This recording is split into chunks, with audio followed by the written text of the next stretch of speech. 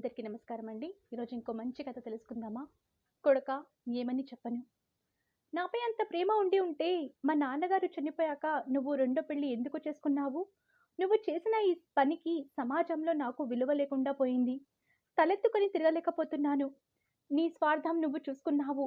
కనీసం ఈ సమాజం ఏమనుకుంటుంది? నా భవిష్యత్తు ఏమవుతుంది? నలుగురు నన్ను ఎన్ని విధాలుగా మాటలు అంటారు అని నువ్వు ఎప్పుడైనా ఆలోచించావా? నువ్వు నా తల్లివి అని చెప్పుకోవడానికి నాకు సిగ్గుగా ఉంది. ఇప్పుడు ఈ వృద్ధాపంలో నేను నిన్ను చూడను అన్నాడు. ఉన్నాడుగా నీ రెండో భర్త కొడుకు, అతను చూసుకుంటాడు అంటూ తల్లిని నానా మాటలు అని పెళ్ళాం పిల్లలతో సహా ఇంట్లో నుండి బయటకు వెళ్ళిపోతున్నాడు రాఘవ్. కొడుకు అంటున్న ఆ మాటలకు నిశ్చేష్టురాలై అలాగే ఉండిపోయి చూస్తూ ఉండిపోయింది కమలమ్మ. దుఃఖంతో గుండె బరువెక్కింది. కొడుకు అన్న ప్రతి మాట రంపంతో గుండెను కోసినట్టు అవుతుంది ఆ తల్లికి. తను ఆలోచనలో పడింది. ఏమని చెప్పను రాఘవ? మీ నాన్నగారు నీకు 6 నెలల వయసున్నప్పుడే ఒక యాక్సిడెంట్‌లో చనిపోయారు. అప్పుడు భూమి లేదు, ఆస్తి లేదు, సంపాదన లేదు. వర్షం పడితే ఇల్లంతా కురిచే పెంకుటిల్లు తప్ప. ఆ పరిస్థితిలో నాకు ఎవరూ అండగా లేరు. మా తల్లిదండ్రులు చిన్నప్పుడే చనిపోయారు. మా అన్నలు ఎలాగోలా నా పెళ్లి చేశారు. నాకు అలా పెళ్లి చేసి ఇచ్చాక ఒక్కసారి కూడా నేను ఎలా ఉన్నాను అని, నా సంసారం ఎలా ఉంది అని చూడడానికి నా అన్నలు ఏనాడూ రాలేదు. నాకు 14 సంవత్సరాలకే మా అన్నలు పెళ్లి జరిపించారు. 15 సంవత్సరాలకే నువ్వు పుట్టావు. మీ నాన్నగారు అలా యాక్సిడెంట్‌లో చనిపోయాక మా అత్తింటి వారు బాధ్యత మాది కాదు అని పుట్టింటికి పంపివేశారు. మా అన్నయ్య నన్ను భారంగా భావించాడు. మా వదిన సంగతి ఇంకా చెప్పనక్కర్లేదు. భర్తను మింగి పుట్టింటికి వచ్చి ఇక్కడ పడి తింటుంది అని గగ్గోలు పెట్టసాగింది.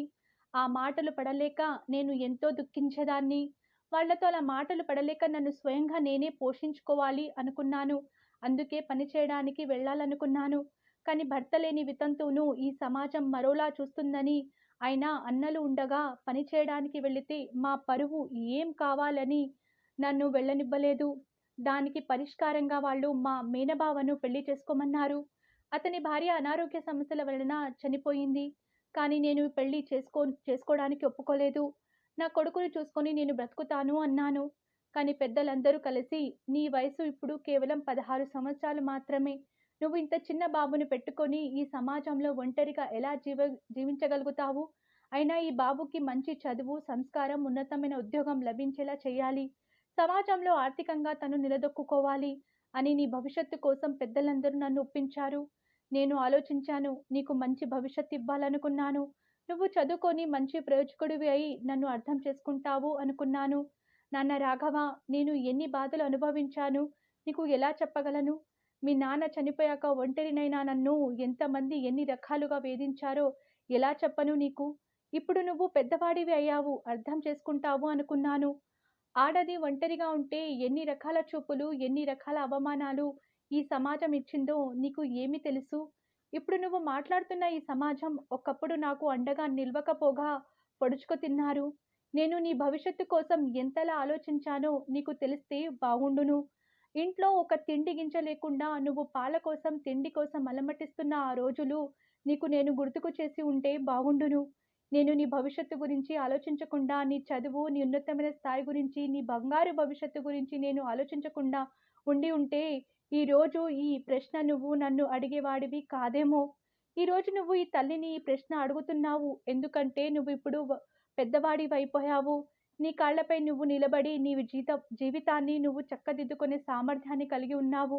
నీకు 2 ఏళ్ల వయసులో నీకు సరిగ్గా తిండి లేక, కడుపు నిండా పాలు లేక, బీదరికంలో అలమటిస్తున్నప్పుడు నువ్వు ఈ ప్రశ్న అడిగే సామర్థ్యం కలిగి ఉండి, ఈ ప్రశ్న నన్ను అప్పుడే వేసి ఉంటే బాగుండేదేమో! అలా అప్పుడు నీకు అడగగలిగే సామర్థ్యం ఉండి ఉంటే నీ భవిష్యత్తు ఎలా ఉంటది అనేది నీ చేతుల్లోనే పెట్టి ఉండేదాన్ని. నీ గురించి ఇంత చింతన ఆ రోజు నేను చేసేదాన్ని కాదు. ఈనాడు నీకు ఉద్యోగం వచ్చింది అని, ఈ తల్లిదండ్రుల అవసరం లేదు అని భావించి, నీ భార్యతో కలిసి ఇల్లు వదిలి వెళ్ళిపోతున్నావు. నీకు అవసరం ఉన్నంత కాలం ఈ తల్లిదండ్రులను వాడుకున్నావు. ఇప్పుడు నీకు రెక్కలు వచ్చాయి. మాపై ఆధారపడి పడవలసిన అవసరం నీకు లేదు. అందుకే నన్ను వదిలి వెళ్ళిపోతున్నావు. కానీ ఇవన్నీ నీ ముందర ఎలా చెప్పగలను? నువ్వు నన్ను ఒక మాట అన్నావు అని నేను నీవన్నీ చెప్పి నీ మనసును బాధ పెట్టలేను. తల్లిని కదా! ఏం చేయమంటావు? ఇప్పుడు నీ అంతలా నీవు ఆలోచించే సామర్థ్యం, తెలివితేటలు వచ్చాయి.